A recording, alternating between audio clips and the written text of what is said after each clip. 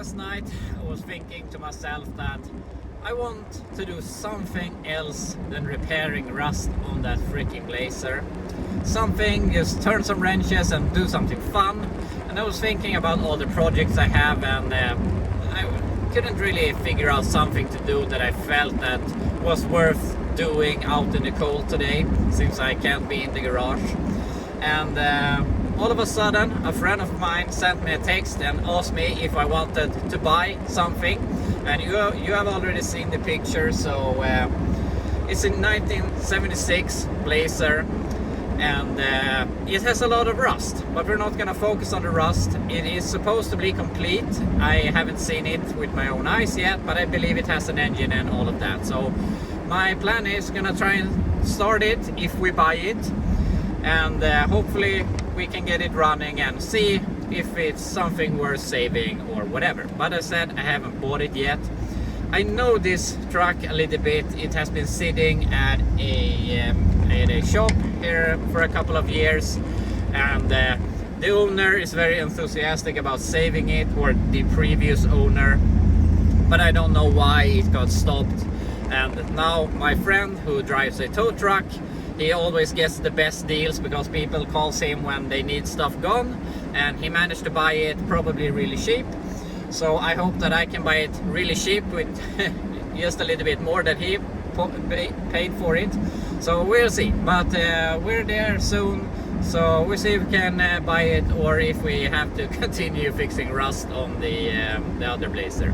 We're heading home here again. I have bought it, or at least I have said that I'm going to buy it. Unfortunately, he didn't have time to take his tow truck and drive it home to me, so I have to pick it up myself. So now we're heading home, gonna pick up the trailer and go back to him, and we're gonna haul it home, and then we can look at what piece of crap I have bought. We're home here, and here's my score of the day, and I'm really happy that I bought this thing. So when my friend reached out to me and asked me if I wanted to buy this, I was like, yeah, that could be something fun just to start and maybe do some small stuff and just get rid of it. But then I remember that me, my dad and my two kids have been talking about building an off-road vehicle, preferably from a Blazer, because we were at an off-road event last year, and my kids were really excited, so we wanted to do a build for ourselves, and this fits perfectly. So that is the plan right now. We're gonna make an off-road build of this. Not gonna be extreme. In the beginning, we're just gonna throw some wheels on it, drive it until it breaks, and then we can start fixing and doing it better. But anyway, what do we have here? We have a 76 Blazer. So unfortunately, the first year with the half top and not the full top. But my plan is we are going to cut off the roof on this thing, make a cage all the way back, and we're gonna have some plastic racing seats in it so that we can drive this thing without the roof. It can rain in it and whatever. We're gonna remove the carpet and all of that, so that this can just be sitting without a roof. But I have a roof, so but that is for my two-wheel drive, so we'll see. Also, this has the trim here that will probably be removed from this and put on my two-wheel drive instead, so we don't smash it through on some trees or something like that. But it's a really high-end Blazer for 76. It's a Cheyenne, and I believe Cheyenne was the highest trim level in 76. I think Silverado came in 77. So it's very loaded. It has these bumper guards that are really rare. I have only seen them on like a handful of trucks, so they are hideous, which is probably the reason they are rare, but it has them. It's also an AC truck, and obviously we have a Chevy small block that we don't know anything about, so we're gonna go ahead and put in a battery and see if it turns over. But it is complete, nothing is missing except some small trim pieces, and I always appreciate when there's not a lot of stuff that has been stolen from a vehicle. Unfortunately, we have some lift blocks all the way around, so we have to remove those and do some other type of lift in the future. It's obviously very rusty, but that doesn't matter for us. And I feel a little bit bad about taking this into the woods and smashing it against trees and stuff. I'm obviously gonna avoid it, but it is inevitable that you touch something. But I mean, if you were to restore this, you would have to change all the sheet metal anyway, so we're not ruining anything in that way, because if you want to make it into a nice vehicle in the future, you can change the bedsides, doors and fenders and make a nice vehicle again. Exactly the same thing that we are doing on the 75 in the garage. But I mean, it has been sitting for 20 years. If I can get it running and driving, I mean, we have improved it anyway. And also, even though I want to drive it in have it as primarily an off-road vehicle, I still want it to be street legal, so we can use it for whatever, go and pick up the kids and stuff like that. So yeah, it's still going to be a vehicle in that meaning. But anyway, it's all complete in here. Unfortunately, it's extremely common for the seats, front seats, to be changed out here in Sweden. I don't know why. People maybe felt that the low buckets were uncomfortable or whatever, but more often than usual, the seats have been changed. But we have a rear seat. We also got some studded tires with it. And all complete here. We can see the Cheyenne trim with the wood grain all here, and dash is complete, and it looks pretty decent in here. Has some home carpet or something here on the floor. Yeah, we don't have much floor under there either. But we have the center console and all that. But as I said, I'm planning to remove these seats and the rear seats and put in 4 of these plastic racing seats, so that we don't mind getting mud and stuff in it. And as I said, I plan on cutting the roof off it also, and we'll probably have to reinforce it. But I mean, if we build a cage in it, we can reinforce the body to the cage. And we can see here in rear, we also have some lift blocks. They can probably stay, but I think I will be ending up doing a shackle flip instead of the blocks. I don't know why, but they have hung the rear drive shaft to the side, and one of the things on the yoke is missing, so we have to fix that. So obviously now we only have front wheel drive, but we can fix that later. Has a decent tailgate. You can crank the window up and down, everything like that works. If we end up cutting the roof of this thing, I will probably end up changing to a truck tailgate instead. There's no reason having a glass break while we are off-roading it anyway. Here we can also see these ugly plastic trim pieces on the rear bumper that are pretty rare. It has some dents here on this side, but other than that, it's fairly straight. But I mean, as I said, it's so rusty, it's not much to work with. And we can see here where we have been fixing the 75 that it is pretty bad in here also. So yeah, I think even though it feels a bit bad driving this and maybe putting it against some trees, we're giving it a new life. But before that, obviously the first thing we have to do is try and start this thing. So I'm gonna go ahead, put in an Optima battery, see if it turns over. If it turns over, we can see if we have spark and take it from there. I put in a battery here, and we can hear that the fan is going. So we know that we have power in the truck. But we have a problem that I realize now, and that is that they have messed up the ignition cylinder. Probably they didn't have keys, and they didn't know how to do it, so they removed it with force, and this thing came with it. So we'll see if we can put this back and see if we can get it working from here. Otherwise we'll just do it from the engine bay. I tried to get this little sprocket back in here, but it was really hard, so we had to take this apart to fix it properly and buy a new tumbler. But I realized that I mean, there's a comb in here, and if I can get the knife in here, I can get it to turn over. So we know that it turns over, so I'm gonna see if I can do so we can do it from the engine compartment. But yeah, it turns over at least. I made a jumper cable here, or whatever I want to call it, and now I can crank it over from here. And I have put a new spark plug just there on the manifold to see if we have spark. And if we see if we can see now.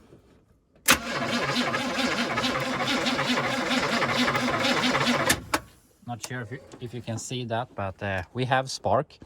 So I'm gonna put that plug wire back on the engine again.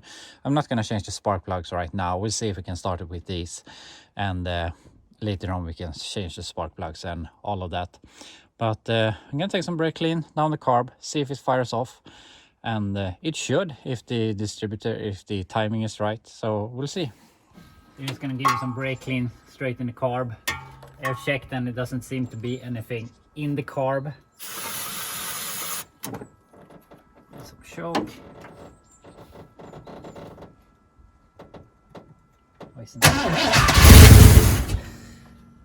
That was way too easy. Fired right up. See if we can get it to run a little bit longer.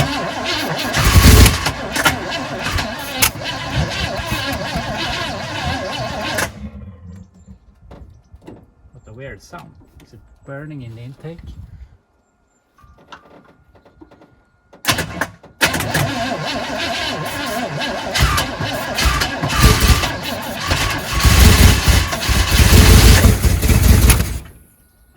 Wants to run.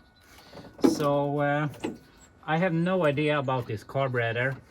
There is another carburetor in the truck, and I have no idea if they have changed it or whatever, but might as well try and fill it up with some fuel through the vent tube and see if we can get it to run on its own. I'm gonna fill it up with fuel here and see if we can make it run a little bit longer or run on its own.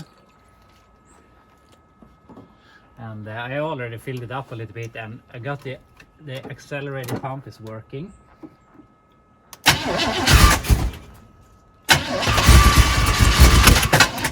Whoa.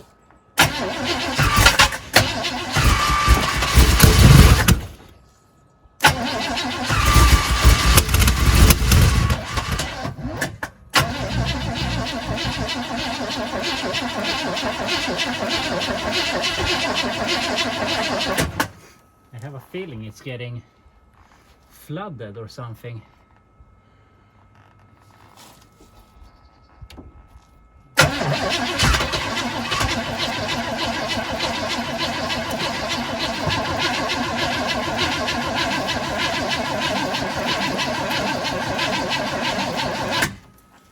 Out of fuel. We are getting fuel from the squirters, so why did it stop?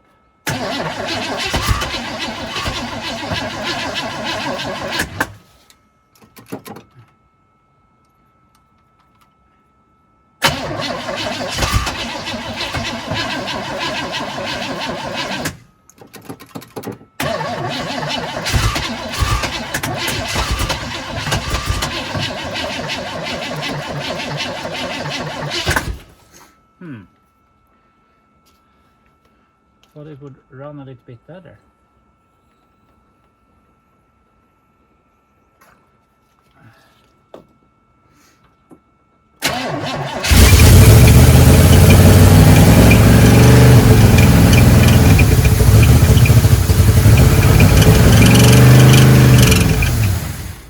Okay, so it runs, but it wants to idle really high. And as I said, they have been working with the carb, or I don't know that they have been working with carburetor, but I assume that. And I can't see this. In my experience, there's supposed to be this thick gasket heat isolator thing on these old Rochester carburetors, and I can't see anything like that. So I wonder if they have forgot it or didn't put it on or something, and that is causing a vacuum leak. Also, I can see that this thing is pretty dry. This connector here is about to fall off, and this wants to fall off.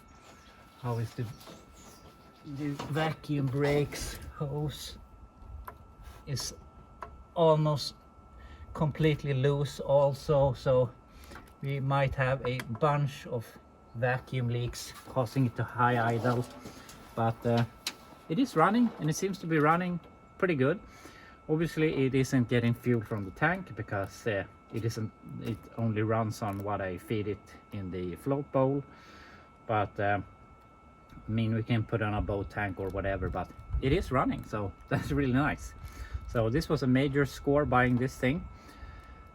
But yeah, I'm gonna look for some vacuum leaks here, see if I can fix some, and see if we can have it running a little bit with a lower idle, and see if we can rev it and maybe hook up a fuel system to it. I tried sealing off some of these vacuum pores that were dry rotted. I also took off the brake booster and put on a plug here, but it didn't help. It's still idle very high.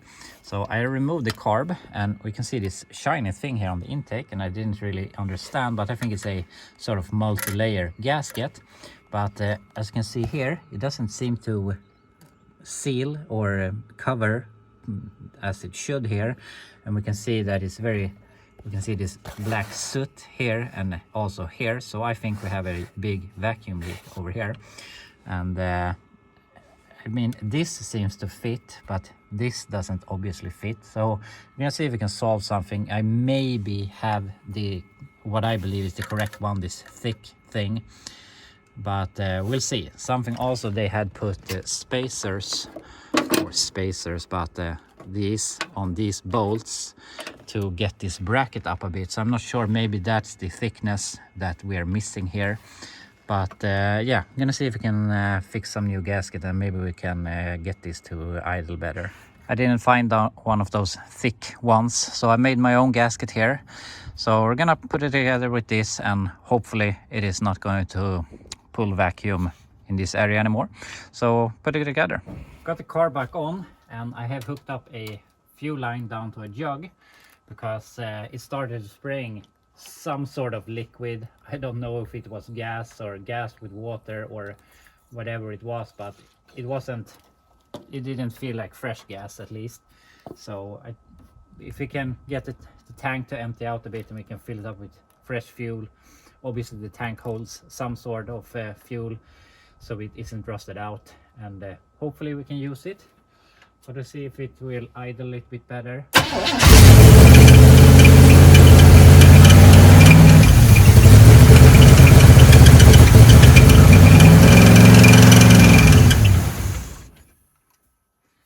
No, it doesn't. So why is the idle so damn high? I don't understand. But I guess we have to do some more troubleshooting. I found a part of the issue, and it was that the secondaries was a bit open because they were what do you call it, they were a bit seized. So I have lubricated all of that, and now it goes back a lot better. So it isn't perfect, but if we fill it up with some fuel here,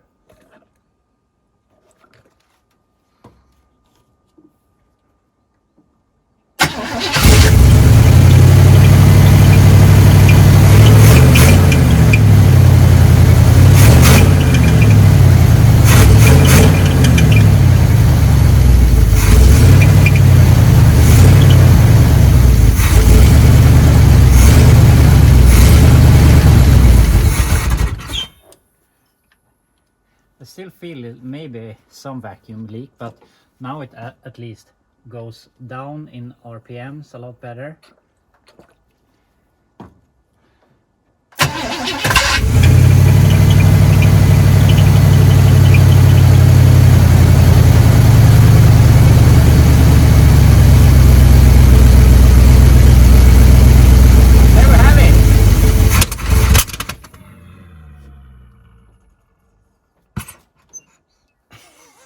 That's a weird sound, but it is running, and it's running better.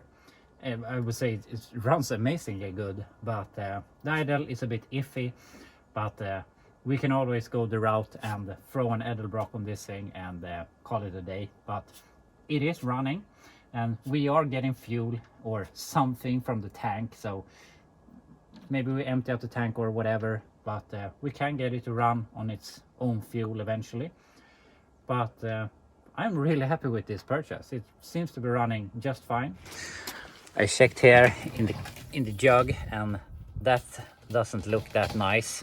So obviously the tank is pretty rotted on the inside, but maybe it's good enough so that we can use it if you can clean it up a little bit. But that and seeing if it drives will be a part 2, because unfortunately I'm out of time here for today.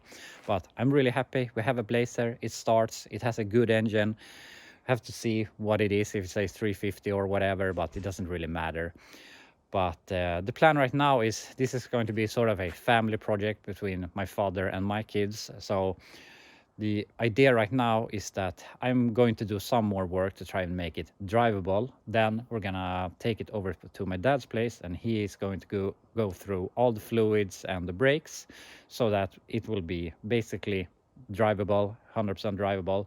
And then we'll see what the next step will be. But I don't have time to work on it anyway for the next month or so. So it's perfect that he can do some work to it, and maybe in late of April or May or something, we can take this out in the woods for the first time and do some new dents in it. But anyway, that will be all for now. I hope you enjoyed the video. I really enjoyed. The sun isn't out anymore, but it was really nice to be here out in the spring sun. It's not really spring yet, but I really need this spring and summer to come now, because I am tired of this winter. So yeah, it was great doing some other stuff than fixing the rust on the Blazer. But unfortunately, tomorrow we will be back at it. But anyway, I will see you then.